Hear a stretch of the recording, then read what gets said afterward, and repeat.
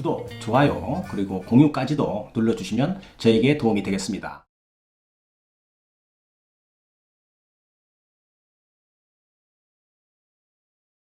안녕하십니까. 교통사고 합의 전문 채널 유국장TV입니다. 오늘은 2023년부터 말이죠. 적용되는 자동차 보험 표준약관 변경사항에 대해서 어떤 것이 변경되었는지를 알아보는 시간을 갖도록 하겠습니다.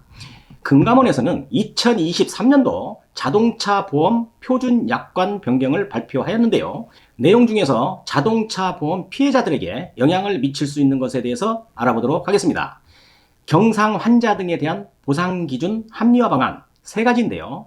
첫 번째인데요. 경상 환자 대인2 치료비 과실 책임주의 도입입니다. 두 번째는 경상 환자 장기 치료 시 장기 치료라는 건 4주를 초과한 경우를 얘기하는데요. 이때는 진단서를 제출해야 된다.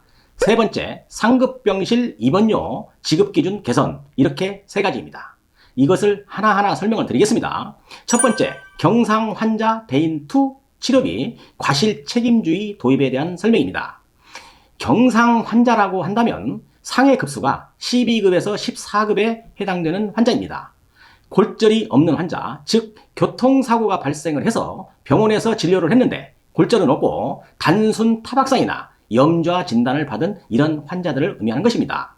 2023년 1월 1일 이전에는 이러한 환자가 설령 과실이 있다 해도 치료하는 것에 대해서는 환자가 아프다고 한다면 기간을 정하지 않고 환자가 치료 의지만 있다면 병원 치료비는 지급해 주었던 것이 사실입니다.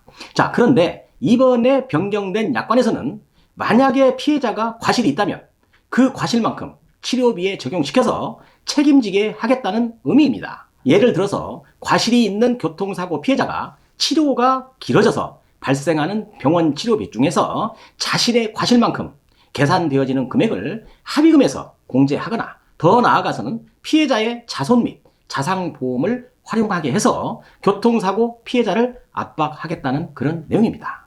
이러한 변경사항의 뒷면에 숨어있는 의미는 보험회사와의 합의가 성사되지 않는다는 이유로 계속적인 병원 치료를 하면서 누가 봐도 나이롱 환자로 보이는 이런 경상 환자를 줄여보자는 취지로 보여지는 겁니다. 또한 이렇게 발생되는 어마어마한 병원 치료비인데요. 이러한 사회적 비용을 줄여서 공정한 사회를 만들어 가자는 취지가 분명해 보이긴 합니다만 아무리 좋은 취지의 법이나 제도라고 할지라도 어느 누구는 피해를 보는 선의의 피해자가 발생할 수 있다는 것을 간과해서는 안 되는 것입니다. 이렇기 때문에 제가 여러 영상에서도 강조했듯이 내 자동차 보험의 자상, 즉 자동차 상해보험이죠. 이것은 꼭 가입해야만 하는 중요한 이유가 생기게 된 것입니다. 두 번째는 경상 환자 장기 치료 시 진단서 제출 요건입니다.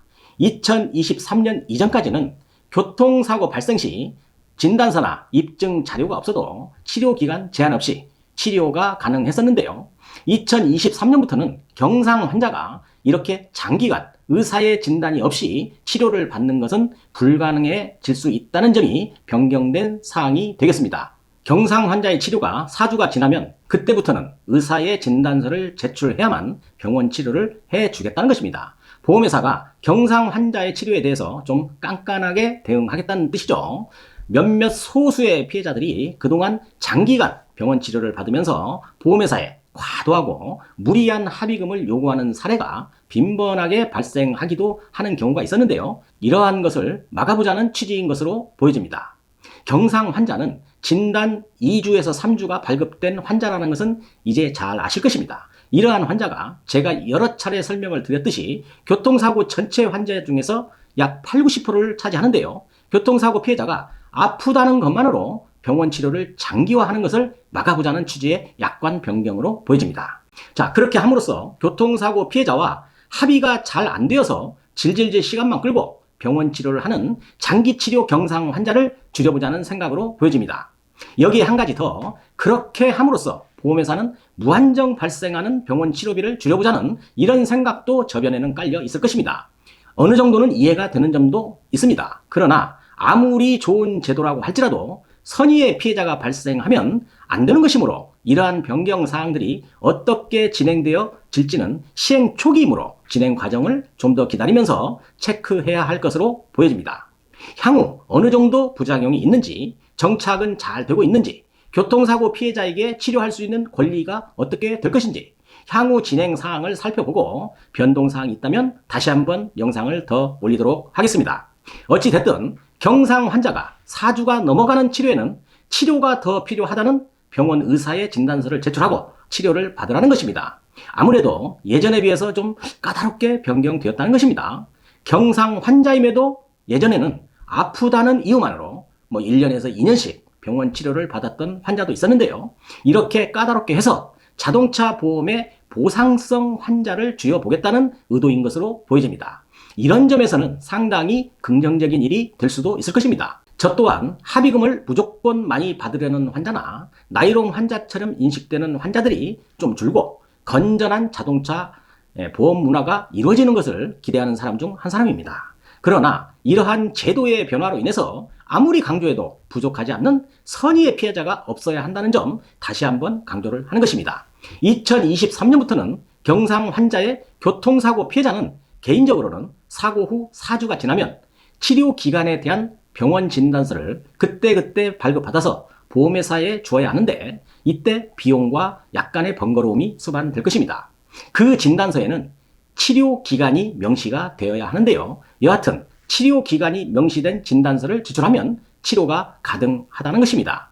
또 돈 잘 버는 병원만 돈 버는 일 생기게 된 겁니다. 일반 진단서를 한번 발급받는데 2만 원 정도 합니다. 이런 진단서 비용은 피해자가 지불하는 것입니다. 이번 변경된 약관으로 병원에게도 약간은 압박의 요인이 될 수 있습니다. 예전과 달리 진단서를 발급해야 하고 그 내용도 기간을 적시해야 하니 골치 아픈 것을 싫어하는 의사들은 조금 계속적인 진단서 발급하는데 소극적일 것이고 보험회사의 눈치를 보게 될 것은 분명해 보입니다. 이렇게 됨으로써 길게 장기 치료 환자가 줄어드는 효과가 있을 것은 분명해 보입니다. 이러한 점을 손해보험회사나 보험협회는 목적을 두지 않았을까 하는 그런 생각이 듭니다. 사실 어제 오늘 일이 아니고 말이죠. 손해보험회사와 협회에서는 치료를 목적으로 하는 그런 교통사고 피해자 외에 다른 목적을 가진 피해자죠. 즉 많은 합의금을 받겠다고 하는 생각으로 자동차 보험을 활용하는 비양심 보상성 환자 때문에 예전부터 골머리가 아파왔었고 이것을 예방하고자 연구를 해오고 있었던 것은 사실일 것입니다. 그래서 얼마 전부터는 통원치료인 경우에 병원 치료의 방문 횟수의 제한을 시행하였고 이보다는 더 강도가 센 규제를 2023년도부터 시행함으로써 향후 교통사고 피해자의 치료에 대한 개념이 많은 변화가 있을 수 있겠다. 저는 그렇게 예상을 하게 되는 것입니다. 자, 결론입니다. 위에 변경된 내용 중에서도 경상 환자에 대해서 차대차의 사고인 경우에만 과실 비리에 대한 책임을 묻겠다는 것이고 교통약자 보호를 한다는 차원에서 차대 사람의 사고인 경우나 자전거 포함 이륜차는 본인 과실이 있다고 해도 현행과 같이 치료비를 전액 보장한다고 알고 계시면 되겠습니다. 설령 과실이 조금 있다고 해도 치료가 길어지면서 치료비가 많이 나와 내 합의금이 없어지는 것이 아닌가 하는 우려를 하는 분도 있을 것입니다. 그러나 너무 크게 걱정 마시고요. 우리가 운전하는 사람이라면 자손이나 자상, 보험 특약이 들어져 있다면 이것을 활용할 수 있으니까 앞으로 어떻게 이 제도가 정착되는지를 기다리면서 대응하면 되겠다 이런 생각이 듭니다. 다만 내 자상 특약을 사용하게 되면 내 자동차 보험료가 조금은 영향을 받을 수 있다는 점은 주지해야 할 사항입니다. 병원 치료에 있어서 진짜로 많이 아픈 환자들은 의사들도 다 알 수 있는 겁니다. 이런 환자들은 의사의 진단서를 잘 받아서 보험회사에 제출하면 치료는 어느 정도 받을 수 있는 길도 있으니까 너무 큰 걱정으로 바라보지 않았으면 합니다. 자, 일반적으로 정상적인 교통사고 피해자에게는 문제가 되지 않습니다. 나쁜 생각을 가진 보상성 환자랄지 나이롱성 환자를 예방해 보겠다는 제도 변경으로 이해하시고 향후 이 제도가 어떤 식으로 정착되는지를 보면서 변동사항이 있다면 그때 다시 한번 영상화하는 시간을 갖도록 할 것을 약속하면서 오늘 영상 마치도록 하겠습니다. 감사합니다. 유국장TV였습니다.